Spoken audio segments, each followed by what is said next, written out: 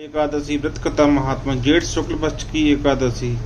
श्री भीमसेन बोले कि हे पितामह, भ्राता युधिष्ठिर, माता कुंती, द्रौपदी, अर्जुन, नकुल और सहदेव एकादशी के दिन व्रत करते हैं और मुझसे एकादशी के दिन अन्न खाने की मना करते हैं। मैं उनसे कहता हूँ कि भाई, मैं भक्ति पूर्वक भगवान की पूजा कर सकता हूँ और दान दे सकता हूँ, परंतु मैं भूखा नहीं रह सकता।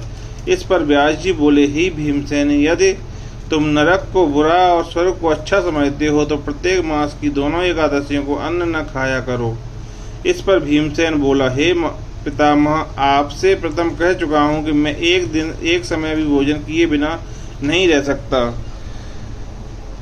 मेरे लिए पूरे दिन का उपवास करना तो कठिन है। मेरे पेट में अग्नि का वास है जो अधिक अन्न खाने पर शांत होती है।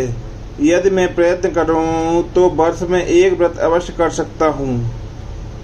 अतः आप मुझे कोई ऐसा व्रत बतलाइए जिससे मुझे स्वर्ग की प्राप्ति हो सके। श्री व्यास जी बोले कि हे वायुपुत्र, बड़े बड़े ऋषियों महर्षियों ने बहुत से शास्त्र आदि बनाए हैं। यदि कलयुग में मनुष्य उन पर आचरण करे तो अवश्य मुक्ति को प्राप्त होता है। उनसे धन बहुत कम खर्च होता है। उनमें से जो पुराणों का सार है उसको कहता हूँ कि मनुष्य को देवता दोनों पक्षों की एकादशी का व्रत करना चाहिए, इससे उन्हें स्वर्ग की प्राप्ति होती है। हे भीमसेन, कृष्ण और मिथुन संक्रांति के मध्य में ज्येष्ठ शुक्ल पक्ष की एकादशी होती है, उसका निर्जल व्रत करना चाहिए।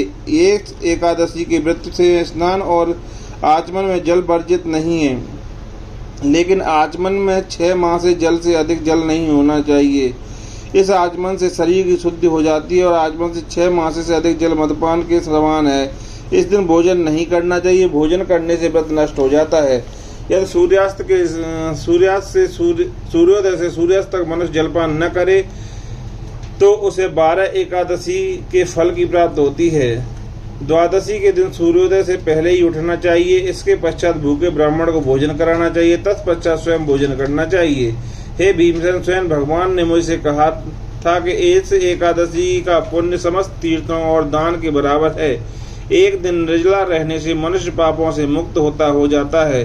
जो मनुष्य निर्जला एकादशी का व्रत करते हैं उनको मृत्यु से समय भयानक यमदूत नहीं दिखते, वरण मन भगवान विष्णु के दूत स्वर्ग में आकर उसको पुष्पक विमान पर बिठा स्वर्ग को ले जाते हैं। संसार में सबसे श्रेष्ठ निर्जला एकादशी का व्रत है, अतः यत्न पूर्वक इस एकादशी का निर्जल व्रत करना चाहिए। इस दिन ओम नमो भगवते वासुदेवाय इस मंत्र का उच्चारण करना चाहिए। इस दिन गोदान करना चाहिए। इस एकादशी को भीमसेन या पांडव भी एकादशी कहते हैं। निर्जल व्रत करने से भगवान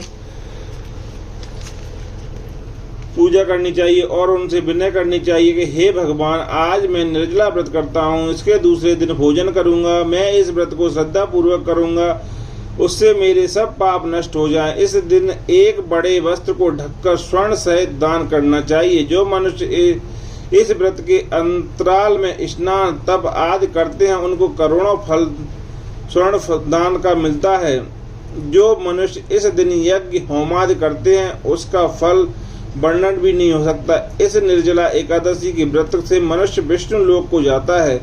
जो मनुष्य इस दिन अन्न खाते हैं उनको चांडाल समझना चाहिए, वे अंत में नरक को जाते हैं। ब्रह्म हत्यारे, मदपान करने वाले, चोरी करने वाले, गुरु से द्वेष करने वाले, असत्य बोलने वाले भी इस व्रत को करने से स्वर्ग को जाते हैं। हे कुंती, जो पुरुष या स्त्री इस व्रत को श्रद्धा पूर्वक करते हैं उनके निम्नलिखित कर्तव्य हैं। उन्हें सर्वप्रथम विष्णु भगवान की पूजा करनी चाहिए, तत्पश्चात गोदान करना चाहिए। उस दिन ब्राह्मणों को दक्षिणा मिष्टान आदि देना चाहिए। निर्जला के दिन अन्न, वस्त्र, छत्र, उपाहन आदि का दान करना चाहिए। जो मनुष्य इस कथा को प्रेम पूर्वक सुनते और पढ़ते हैं उनको स्वर्ग की प्राप्ति। लक्ष्मी नारायण भगवान।